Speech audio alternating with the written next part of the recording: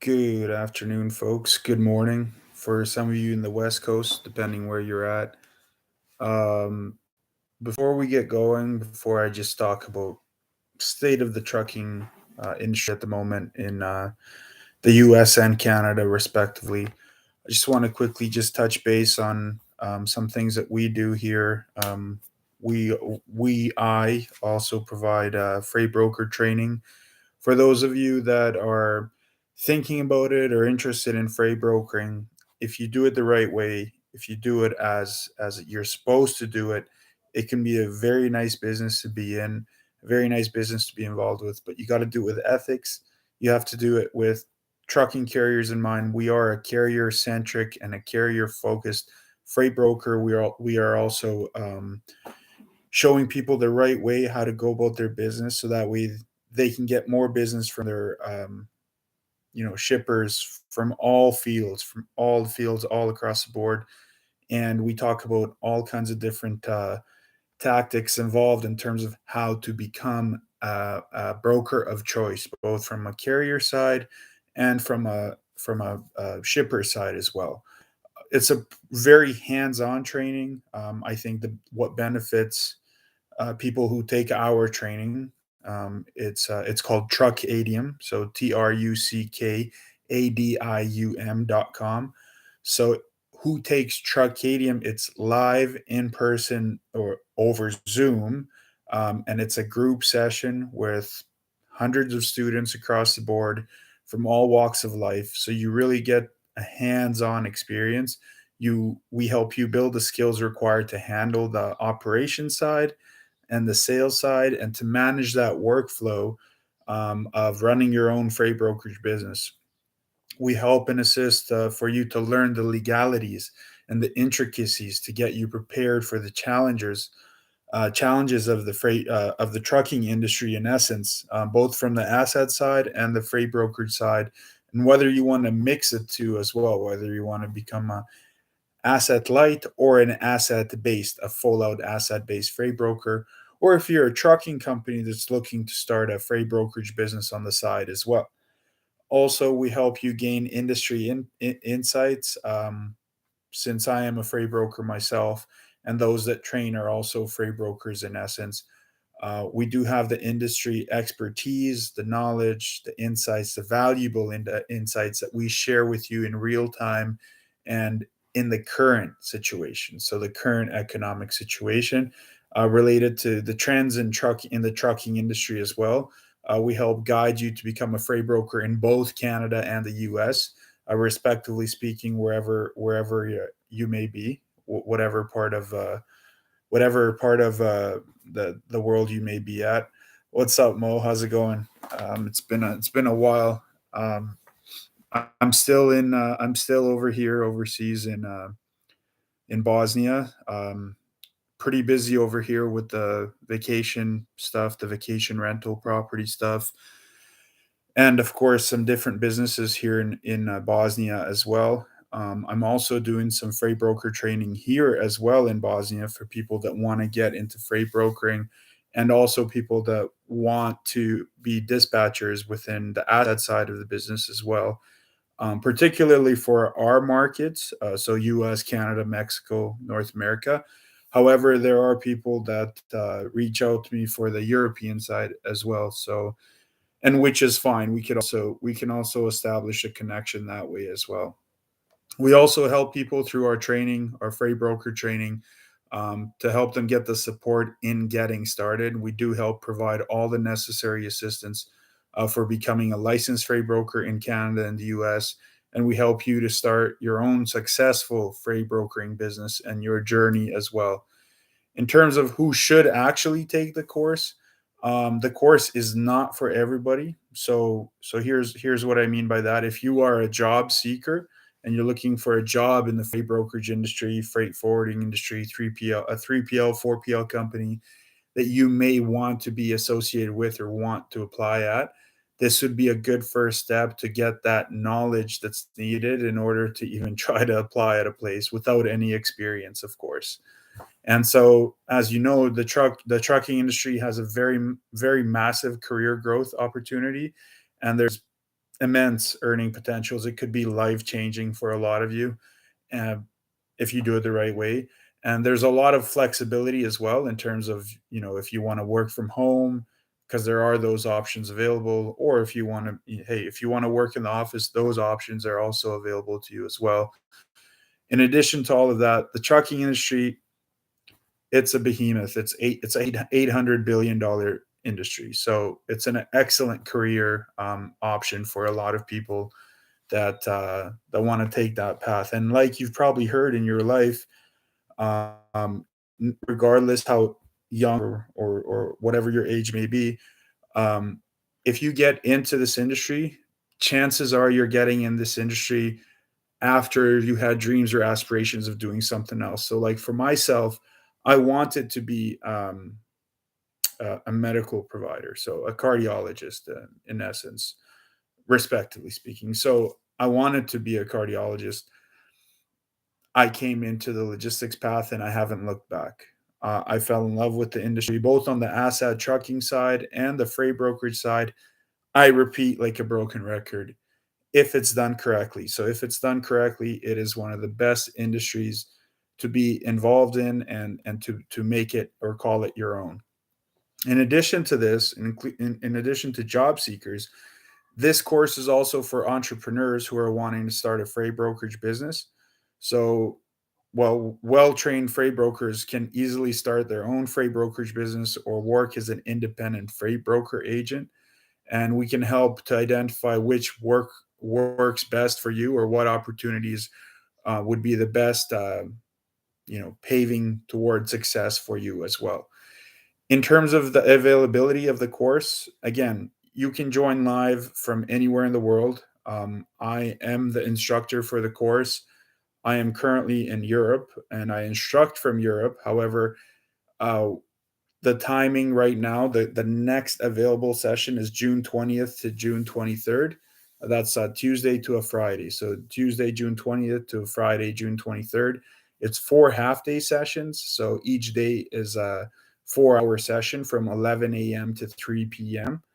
And you can reach out if that's something you'd like to take upon your shoulders and try it out and see what it's all about.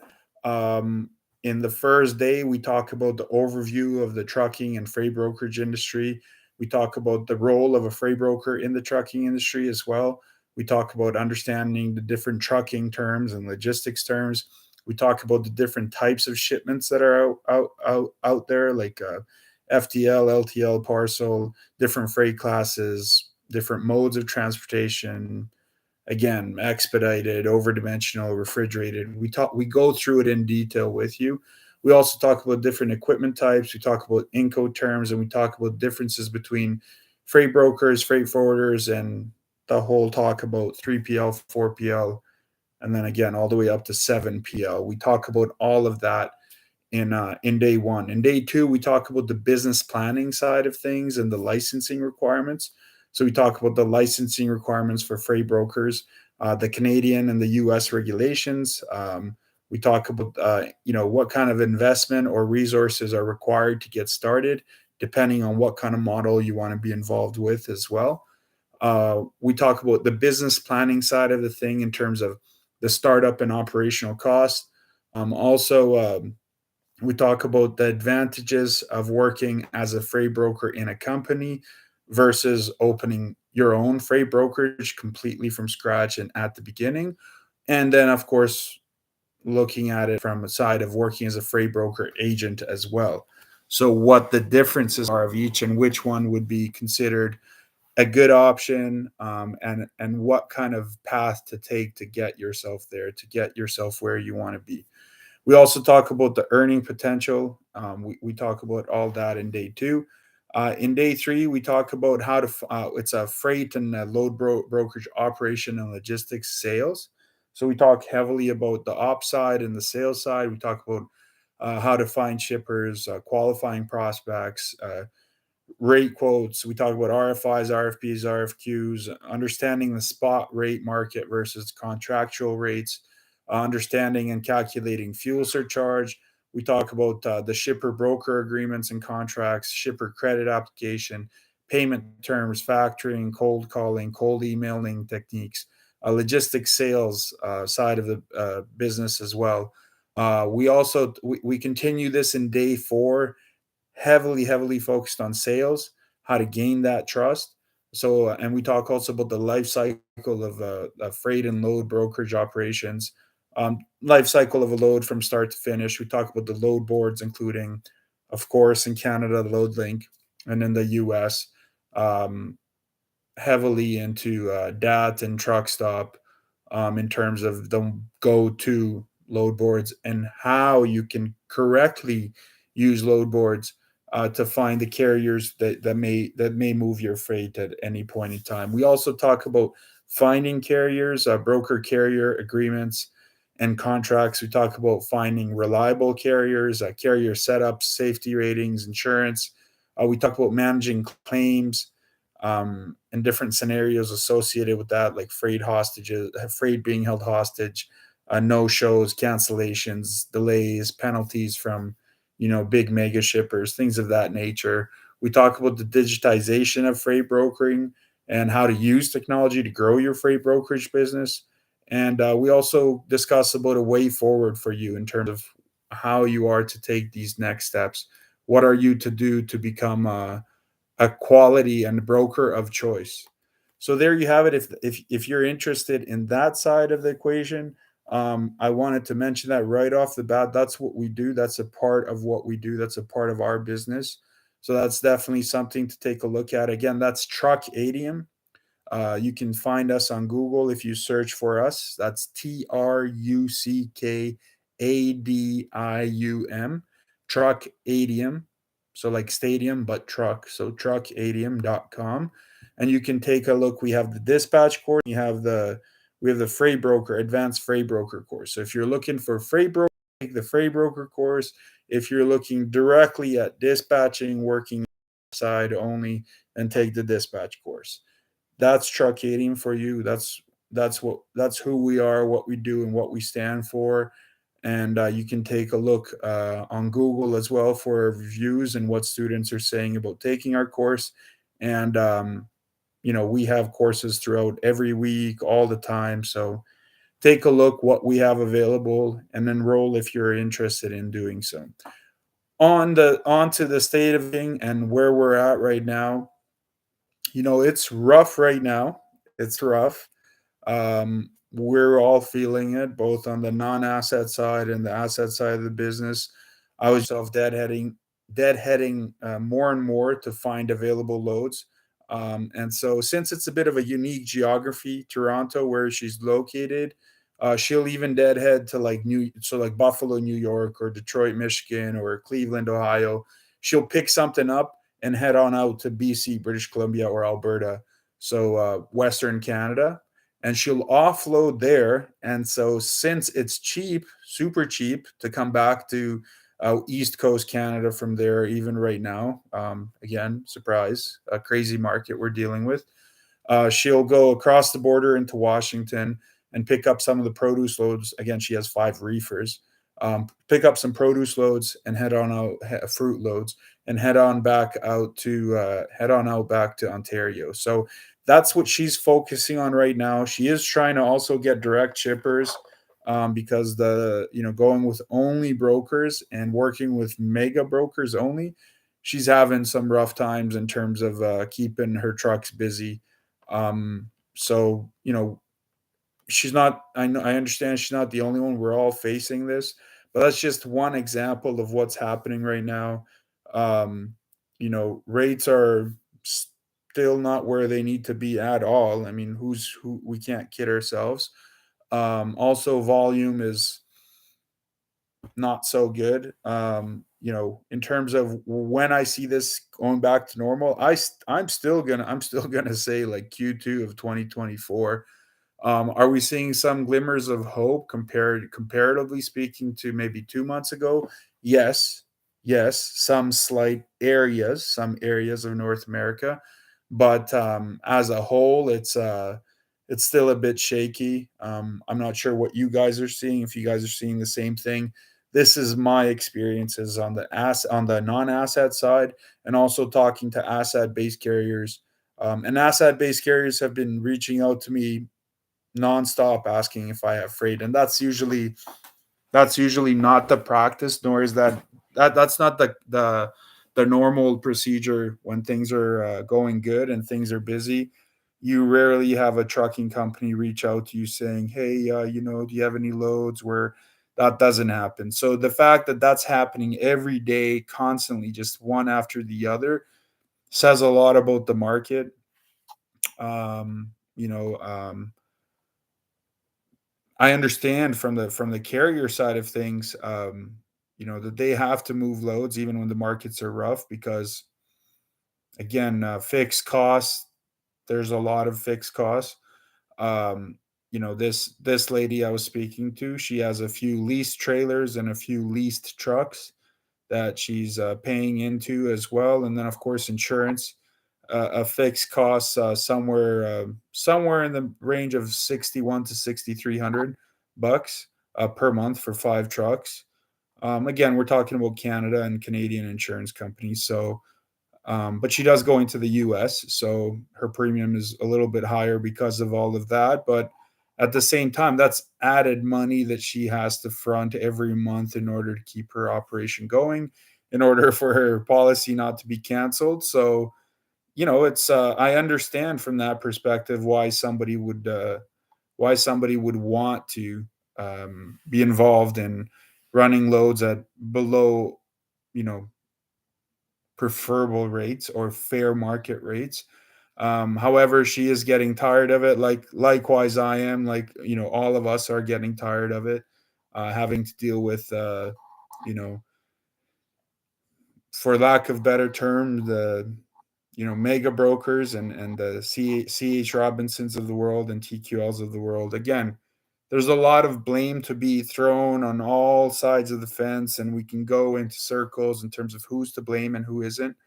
Um, but the hardworking Canadian and American man and woman in the trucking industry deserves a whole hell lot better than what's currently happening. And the rates are despicable. Um, I'm hoping for some better news. I'm hoping that some of you are seeing a lot more than I am in terms of volume, in terms of better rates. Um, what I find is the specialized stuff is okay. That stuff is doing well, but that's a given. The oversized stuff, that's a given. The bulk stuff, that's you know hazmat in nature, for example. That kind of stuff is going to have to do a lot better. That stuff is going to always have to have a better rate than what we see out there on the spot market for the general freight. But let's see here. Okay. Is it K or Kaj or KJ? I'm not sure, my friend. Says ports on Los Angeles are on strike again, so no volume coming out of California this week. That's fantastic news. I was hoping to hear some more positive news, but there you have it. Straight live from Los Angeles there, that the LA ports are out again and currently on strike. So again, no volume. So these things affect all of us. That definitely does affect all of us. He says selfish union workers are never satisfied by pay or vacation time. Yeah, you know what? That's pretty much across the board. All the unions, whether that's related to the ports or any kind of union, that seems to be the case. We have had similar things happen in our city where it's an automotive industry, and it's being tarnished at times, and volume gets eliminated completely, just based off of, again, unions going on strike, union workers being on strike, and it leads to downtime, which leads to capacity sitting around, trucks sitting around, and that affects rates will go down outside of those ports. So all of that dry freight that you see, more trucks available to pick up, rate's gonna get lowered. That's just the nature of the game. That's the economy. That's economics of logistics. So it's unfortunate. I'm sorry that's happening to you, especially if you are a trucker and you that's how you make your living.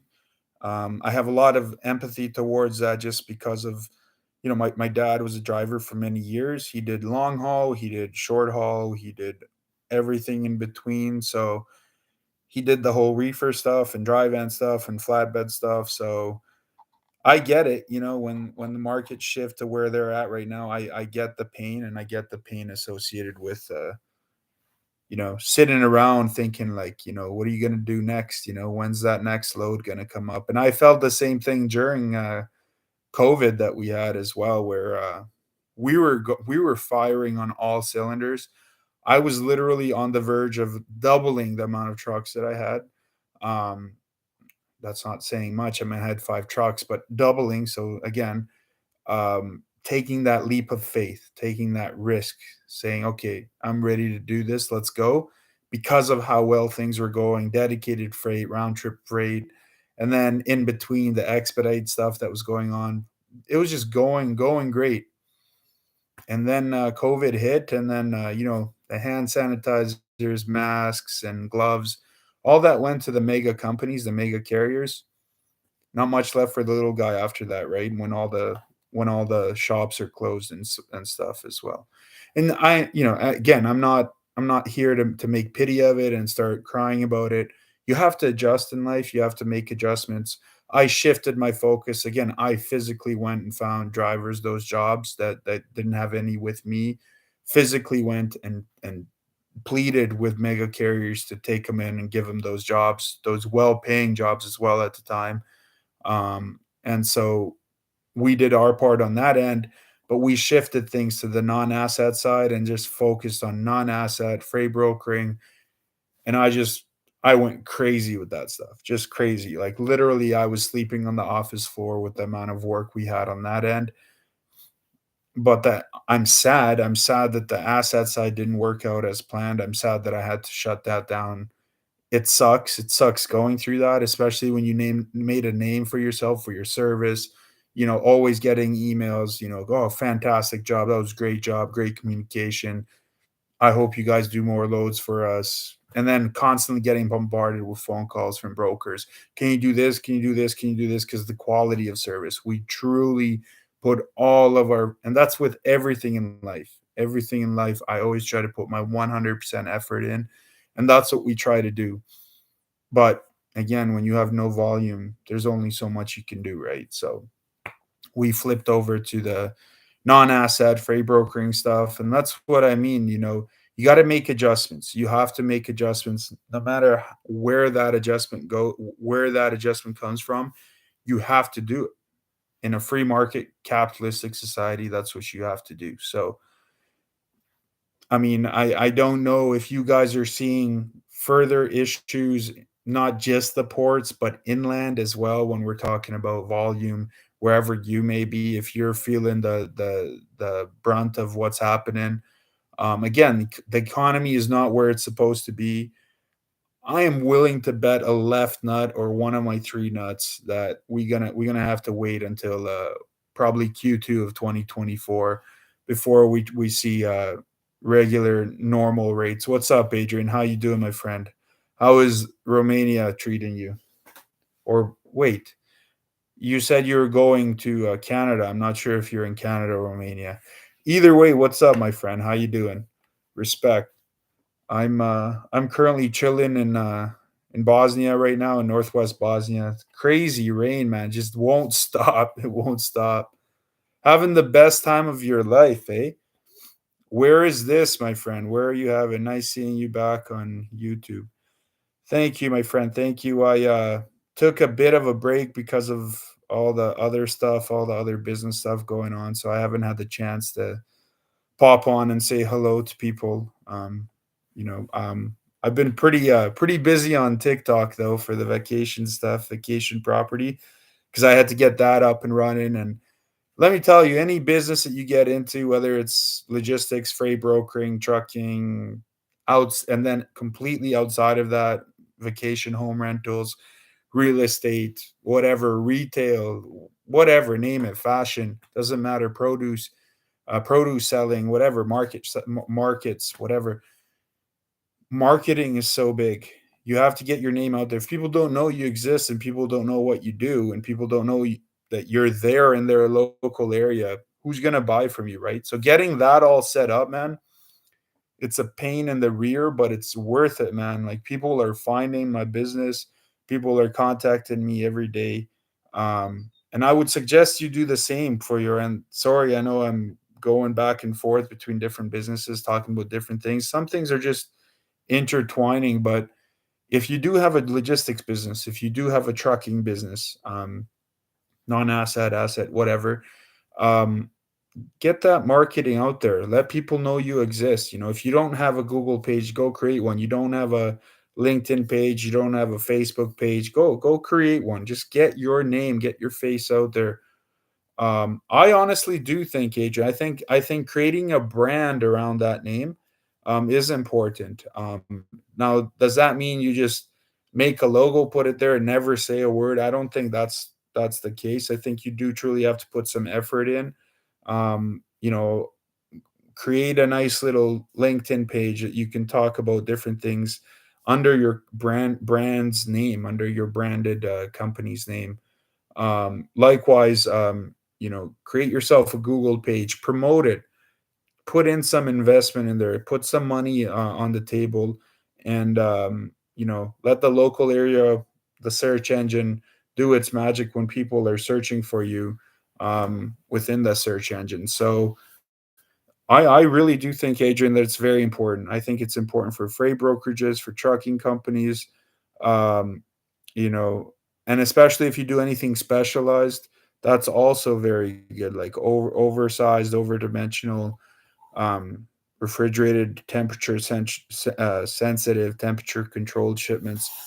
That's all very important. And that's in terms of marketing to get your name out there because people search for this kind of stuff. People search for this kind of stuff on Google. Just today, I had a conversation as well with a gentleman that was searching for a vacation in the Balkans, essentially, and he came across my property. So it's things like that, like getting your name out there. If I didn't have it, he wouldn't have found me. It's common sense, logic, right? So it's simple. It's really not rocket science, and there's no magical pill, but there's no magical way for someone to find you if they don't know of you. If people don't know that you are there for their pleasure, respectively, for their business and their needs, whatever they may need. Um, but yeah, this trucking market, man, I'm hoping that I'm wrong. I'm hoping that Q2 is not the answer. I hope Q2 is not when we of next year that we see um, a turn for the better. I hope it's going to be a lot sooner than that. But I've just seen nothing to put pressure on the rates. In terms of drastic cliffs. Like for example, God forbid, but bankruptcies left, right, and center from trucking companies or people that are you know running out of places to find loads, or they want to get out of it because they just can't keep up with the uh, current market. If we see them exiting the market in droves, so if we see a steep cliff of that happening, rates are going to go up. Rates are just naturally going to go up because there's going to be less capacity to take those loads. If we see something like that, then yeah, maybe before Q2 we'll see improvements. But right now it's really anybody's guess, in terms of when we're going to see a difference in what's happening. So there you have it, folks. I just want to give a quick update, let you know what my thoughts are of this market, where we're gonna see, where we're gonna head on out, if we're gonna be able to survive all of this. It's easier for us that don't have assets, obviously, for you that have very high overhead, very high fixed costs, um, and then of course all the variable costs associated with running a trucking company. I feel for you. I hope this changes. I hope this turns around because there's nothing better than talking to a carrier is doesn't know what to do from all the different loads they have available for them, right? It's a lot easier to talk with people when it's that kind of economy than when it's like this currently, where people are just, just disappointed, angry, sad, depressed, trying to get through it because they got things to do, right? They got bills to meet, and I feel for all of you that are going through that, and I hope it changes for the better for all of you, respectively. So respect, take care. If you have any comments, like to let me know, leave it in the comments. Let me know of any questions that you may have. Like I said about the freight broker training course that I do, if you have any questions, comments, or concerns, you can always leave me a shout, send me an email. All that details will be in the description. And I hope to, hear from a lot of you to let me know your struggles too. Let me know what you're dealing with, how rough it's been for you as well. Um, sometimes people just need an ear sometimes, let alone anything else, just to kind of vent about the current situation. I feel better when I do it, Maybe that's the reason I wanted to take a half hour and talk about this stuff too. So, anyways, respect. God bless. We'll talk to you soon. Peace.